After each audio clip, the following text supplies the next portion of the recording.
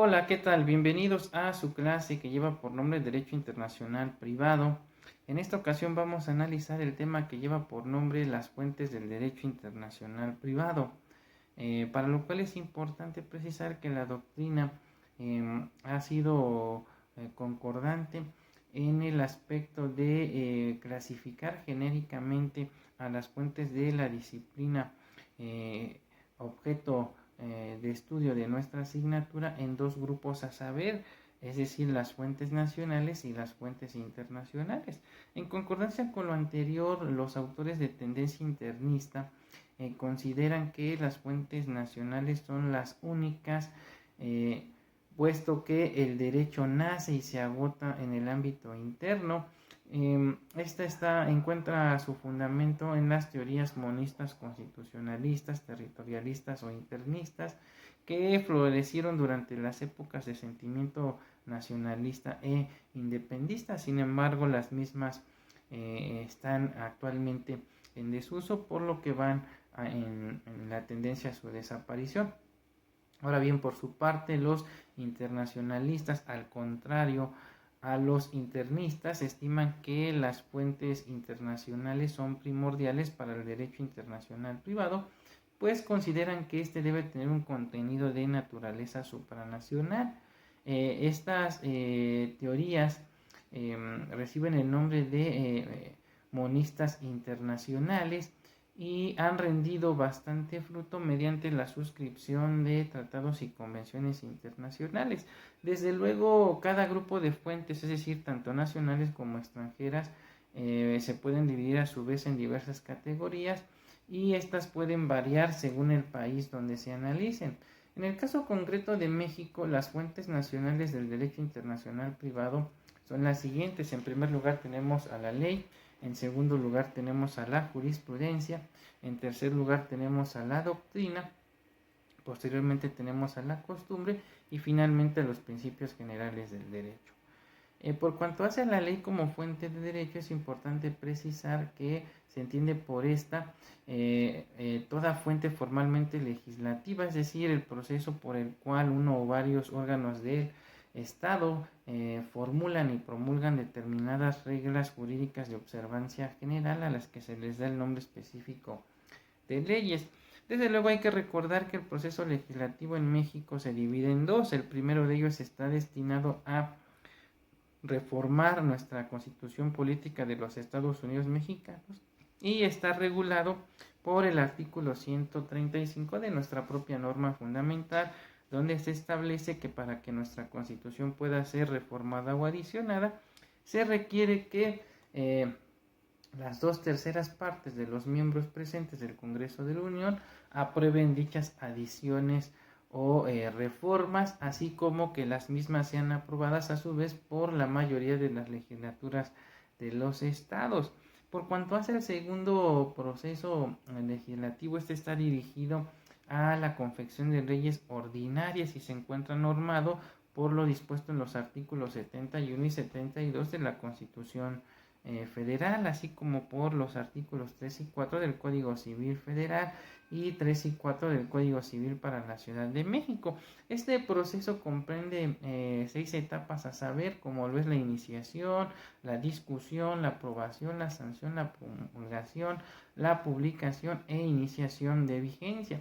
En este sentido también hay que recordar que la facultad para presentar iniciativas de ley ante el Congreso de la Unión, pues le corresponde en primera instancia al presidente de la República, así como a los diputados y senadores del Congreso de la Unión, a las legislaturas de los estados y de la Ciudad de México, y a los ciudadanos en un número equivalente por lo menos al 0.13% de la lista nominal de electores, en los términos que precisen las leyes. Ahora bien, para concluir con esta cuestión del proceso legislativo, cabe comentar que la ley solo puede dejar de tener vigencia a través de dos procesos. El primero de ellos recibe el nombre de abrogación y consiste en privar totalmente a toda una norma jurídica de su vigencia. Y el segundo recibe el nombre de derogación y se entiende como el mecanismo legislativo a través del cual una norma jurídica pierde su vigencia en forma parcial. Ahora, la ley como fuente del derecho internacional privado varía según el sistema jurídico de que se trate. En la mayoría de los sistemas jurídicos las normas del derecho internacional privado son escasas y se hallan dispersas en todo el sistema. Ahora, en el caso concreto de México, dentro de los preceptos constitucionales que pueden representar fuentes del derecho internacional privado, encontramos los siguientes. En primera instancia está el artículo 11, que regula el derecho a la libertad de tránsito, así como su restricción para aquellos casos de extranjeros que deseen internarse al territorio nacional y para lo cual deben hacerlo en alguna de las formas que establecen las leyes migratorias y por supuesto lo relativo al derecho de asilo a los extranjeros por parte del Estado mexicano. Tenemos también al artículo 15 que en términos generales prohíbe la extradición de reos políticos o aquellas personas que hayan tenido la condición de esclavo en su país de origen. El artículo 18 que hace referencia a los tratados de extradición, ya sea para que un nacional pueda ser requerido por el gobierno mexicano a un gobierno extranjero a fin de que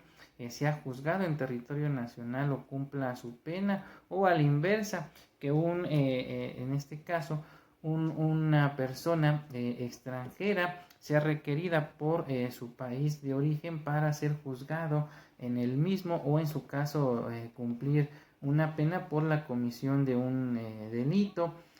Asimismo también resulta importante lo dispuesto por el artículo 27 en relación a las concesiones que se otorgan a extranjeros para la explotación de minas o aguas, así como la prohibición de adquirir dominio directo de tierras y aguas en una faja de 100 kilómetros a lo largo de las fronteras y 50 kilómetros en las playas, aunque bien sabemos que esto es letra muerta. El artículo 30 que nos habla de lo que es el derecho de nacionalidad, es decir, nos establece qué personas son consideradas como mexicanos. El artículo 32 que nos hace referencia a los nacionales que pudieran tener una doble o una múltiple nacionalidad. El artículo 33 relativo al derecho de extranjería y la expulsión de aquellos extranjeros que no son considerados como gratos en territorio nacional, desde luego previo derecho de audiencia. El artículo 73, fracción 16, que faculta al Congreso de la Unión para legislar en materia de nacionalidad y condición jurídica de extranjeros, ciudadanía, naturalización, colonización, emigración e inmigración y la salubridad en general. Y por supuesto el artículo 130, inciso C, que nos habla del derecho para ejercer el ministerio de culto, ya sea por los mexicanos así como por los extranjeros, siempre y cuando satisfagan los requisitos que establece la ley. Ahora, por cuanto hacen las normas ordinarias, estas se encuentran en los diferentes códigos civiles y procedimientos y de procedimientos civiles de las diversas entidades federativas, aunque también los encontramos en la legislación federal, es decir, en el Código Civil Federal, el Código Federal de Procedimientos Civiles, el Código de Comercio, la Ley General de Títulos y Operaciones de Crédito, el Código Fiscal de la Federación, la Ley de Propiedad Industrial, la Ley de Inversión Extranjera, entre otros. Ahora bien, por cuanto hace a la jurisprudencia como fuente del derecho internacional privado, cuando hacemos referencia a este término, estamos haciendo alusión a las diversas resoluciones que emiten los tribunales de la Federación, es decir, la Suprema Corte de Justicia de la Nación, los plenos de circuito y los tribunales colegiados de circuito, y que son definidas como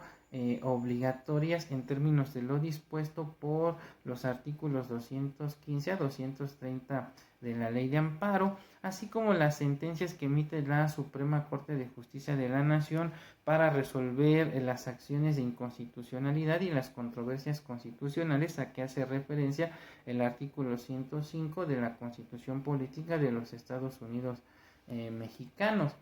De lo anterior se desprende entonces que es en la función jurisdiccional donde los tribunales de la Federación, al momento de resolver los casos concretos que les son expuestos por los gobernados y mediante la aplicación de la ley, interpretando la misma a fin de darle solución a tales conflictos, es donde surge propiamente la jurisprudencia, pues esta está constituida por los criterios de interpretación provenientes por parte de los órganos expresamente facultados por la ley para ello. Ahora bien, en cuanto a las formas en que se puede integrar la jurisprudencia por los órganos jurisdiccionales antes citados, tenemos en primer lugar a lo que se conoce como la reiteración de tesis o de criterios, es decir, cuando se trata de 5 sentencias no interrumpidas por otra en contrario y resueltas en diferentes sesiones, así como aprobadas con la votación exigida por la ley. En segundo lugar tenemos lo que se conoce como la contradicción de tesis, que son las resoluciones que emite tanto el Pleno de la Suprema Corte de Justicia de la Nación, sus salas, o las que emiten los plenos de circuito para resolver los criterios discrepantes, por ejemplo, si es el pleno entre las salas, y si estamos hablando de las resoluciones de los plenos de circuito, las discordantes entre los tribunales colegiados de circuito de su propio circuito. En tercer lugar tenemos lo que es la jurisprudencia por sustitución, que consiste en la jurisprudencia por reiteración o contradicción de tesis, que establecen tanto el Pleno, las salas de la Suprema Corte de Justicia de la Nación, así como los plenos de circuito para sustituir la jurisprudencia previamente emitida, sustentando un nuevo criterio por no resultar ya compatible total o parcialmente el anteriormente emitido. Y finalmente, como lo habíamos comentado, también constituyen jurisprudencia las resoluciones que emita la Suprema Corte de Justicia de la Nación al resolver las acciones de inconstitucionalidad y las controversias constitucionales en los términos precisados por el artículo 105 de nuestra Constitución Federal. Por otra parte, cabe comentar que la jurisprudencia en cuanto a su obligatoriedad pues tiene una jerarquización misma que va del orden ascendente al descendente, es decir, del órgano jurisdiccional de mayor jerarquía al de menor rango, pero jamás a la inversa. De esta forma, la jurisprudencia que emita el Pleno de la Corte pues será obligatorio para las salas. La que emitan las salas será obligatoria para los plenos de circuito, los tribunales colegiados de circuito, los unitarios, los juzgados de distrito y demás autoridades. Pero la jurisprudencia que emita en su momento los plenos de circuito solamente será obligatoria para los tribunales colegiados de circuito de su propio circuito, y por supuesto no es obligatoria para las salas, pues como lo mencionamos, esta jerarquización va de orden ascendente al descendente, pero jamás a la inversa. Ahora bien, en México la jurisprudencia que actualmente es utilizada para sustentar las determinaciones de los órganos jurisdiccionales, pues es la perteneciente sobre todo a la 9ª y la 10ª época. Esta última surgió a partir de la reforma constitucional en materia de derechos humanos, pues la misma trata de adherirse a la jurisprudencia que emite la Corte Interamericana de Derechos Humanos, y recordemos que a partir de la reforma en comento de alguna manera se obligó al Estado mexicano no solo a analizar las cuestiones de constitucionalidad, sino también de la convencionalidad, por lo que los tratados internacionales en materia de derechos humanos son en este caso Constitución y de alguna manera deben ser observados al momento de emitir las resoluciones pertinentes por parte de los tribunales de la Federación. Ahora, en algunos estados o naciones como lo es Estados Unidos, Inglaterra, Francia, Alemania, Argentina, la jurisprudencia pues es una fuente primordial para resolver conflictos en materia de derecho internacional privado. Ahora bien, por cuanto hace a la doctrina, estas son las opiniones de personas eruditas en una determinada materia que sirven de apoyo para la elaboración de normas jurídicas generales o resoluciones jurisdiccionales. En nuestro país, el organismo más importante del que emana la doctrina en materia de derecho internacional privado es precisamente el Instituto de Derecho Internacional Privado, cuyo objetivo primordial es el desarrollo y actualización de dicha disciplina. En México la doctrina no es una fuente directa del derecho, ya que las sentencias civiles, de acuerdo a lo que establece el artículo 14, último párrafo de nuestra Constitución Federal, pues deben dictarse conforme a la letra de la ley, en su defecto, de acuerdo a su interpretación jurídica, es decir, acudiendo a la jurisprudencia y a falta de una y otra con base en los principios generales del derecho. No obstante, la doctrina es una herramienta indispensable para todo jurista, llámense estudiantes, maestros, legisladores, jueces o postulantes, quienes no pueden formarse un criterio serio respecto de la solución de un conflicto sin consultar a un experto en la materia. La doctrina a nivel internacional ha tenido un papel importante, ya que se han dado numerosos congresos y conferencias internacionales que año con año han agrupado especialistas en la materia, y en este sentido es importante señalar la existencia de institutos especializados en la materia del derecho internacional privado, como lo es el Instituto de Derecho Internacional, el Instituto Internacional para la Unificación del Derecho Privado y el Comité Francés de Derecho Internacional Privado, entre otros. Asimismo, existen numerosas revistas que son medios de difusión de la doctrina contemporánea que prevalece dentro de nuestra disciplina objeto de estudio. Ahora, por cuanto hace a la costumbre, esta es la forma más espontánea de crear normas jurídicas. Hay que recordar que para que ésta sea fuente formal del derecho necesita reunir dos elementos característicos. Uno es de